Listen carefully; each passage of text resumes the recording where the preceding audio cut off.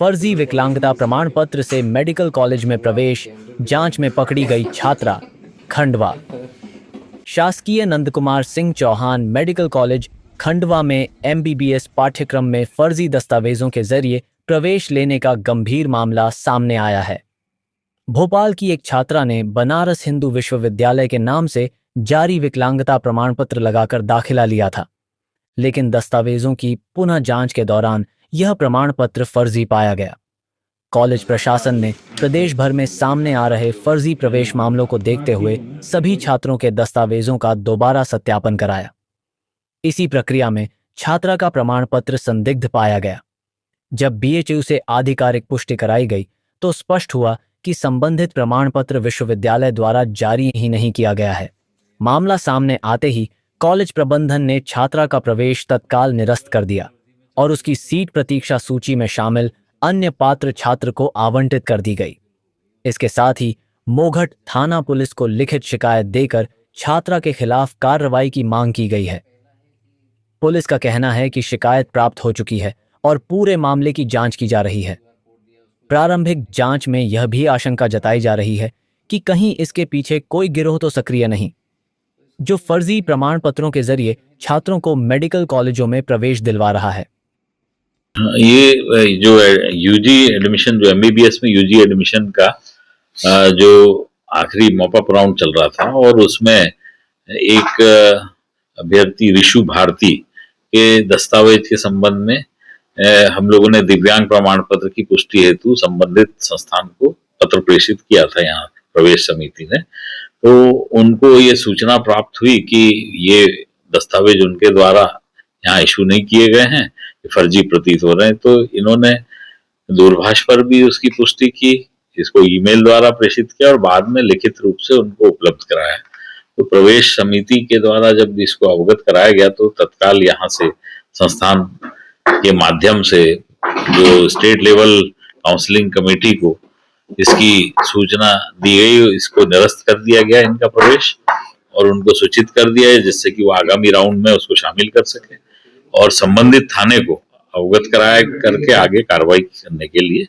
किया जा सके। तो ये जो एक सीट हमारी जो रिक्त हुई, फिर एक सीएलसी राउंड होता है जो अंतिम राउंड कॉलेज लेवल काउंसलिंग का, उसमें उस सीट को शामिल किया गया और फिर उसमें दूसरा कैंडिडेट जो भी मेरिट के आधार पे आते हैं उनको प्रवेश दिया गया।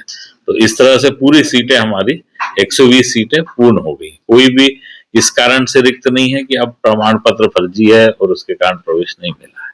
तो ये जो फर्जी प्रमाण पत्र वाला मामला है, इसमें किस तरह की कार्रवाई होगी? इसमें आगामी, चूंकि ये इस तरह का आपराधिक मामला बन रहा है कि इसने गलत प्रमाण पत्र यहाँ पर प्रस्तुत किए एडमिशन के लिए, तो पुलिस विभाग को सूचित किया गया है और उनके द्वारा जो भी इसमें आगामी कार्रवाई होगी वो पुलिस प्रशासन के माध्यम से होगी, क्योंकि ये फर्जी प्रवेश का मामला है। ये मैं डॉक्टर संजय कुमार दादू, यहाँ पर अधिष्ठाता मेडिकल कॉलेज खंडवा।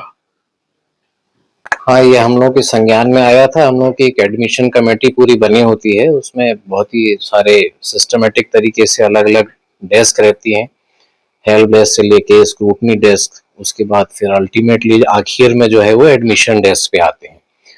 तो स्क्रूटनी कमेटी पूरा डॉक्यूमेंट्स को वेरीफाई करती है और जो डिसेबिलिटी सर्टिफिकेट वाले कैंडिडेट्स आते हैं उनके लिए एनएमसी द्वारा कुछ संस्थाएं नियत की गई हैं कि इन संस्थाओं द्वारा दिए गए डिसेबिलिटी सर्टिफिकेट ही मान्य किए जाएंगे। तो उसमें एक बनारस हिंदू यूनिवर्सिटी भी उसमें एक संस्था है जिसके सर्टिफिकेट मान्य किए जाते हैं एनएमसी द्वारा। तो हमारी स्क्रूटनी कमेटी द्वारा उस सर्टिफिकेट की उसको देखा गया और उसमें जो नंबर रहता है और जो क्यूआर कोड रहता है उसके आधार पे उसको स्कैन करके भी देखा गया। तो प्रथम दृष्टया उनको ऐसा नहीं लगा कि ये फर्जी है, क्योंकि उसमें जिन संस्थानों को नियत किया गया है उनके द्वारा ही वो दिया गया था। फिर ये संज्ञान में आया बाद में कि ये डाउटफुल हो सकता है, तो उसके लिए जो निर्देश हमको प्राप्त हुए, जो ईमेल हमको दिया गया था वहां का बीएचयू के लिए, वहां उनको मेल किया गया कि ऐसे से संज्ञान में आया तो कृपया इसकी जांच करके हमको अवगत कराया जाए। तो वहां से फिर वो जवाब आया ईमेल से जिनको भेजा था ईएनटी वालों का, वो मेंशन है वो शब्द शब्द बाई शब्द कि उन्होंने क्या जवाब दिया था। तो उसमें उन्होंने मेंशन किया कि मेरे द्वारा जारी किया गया नहीं है और ये मेरे साइन भी नहीं है और ना जिन जो एचओडी हैं उनका नाम भी ठीक नहीं है। इस तरीके की जानकारी मेल से आई थी। उसके आधार पर फिर डीन सर ने हमारे आगे की कार्रवाई की। उसका एडमिशन निरस्तीकरण के लिए डीएमई ऑफिस के लिए पत्र लिखा गया और जो एक कानूनी न्यायिक प्रक्रिया होती है आगे, उसको आगे किया गया। उसमें ओवरराइट किया किसी और के नाम से बना हुआ था या फिर परसेंटेज का इशू था? नहीं, परसेंटेज का भी इशू नहीं था। जो डिसेबिलिटी का क्राइटेरिया था उसके आधार पर था। सर्टिफिकेट भी जो है देखने पर कुछ ऐसा लग नहीं रहा था। ये तो क्या है, जब वहां से उनको भेजा गया उसको काउंटर चेक कराने के लिए, तब ये संज्ञान में आया, जब उनका जो जवाब आया उसके आधार पर फिर आगे की कार्रवाई की गई।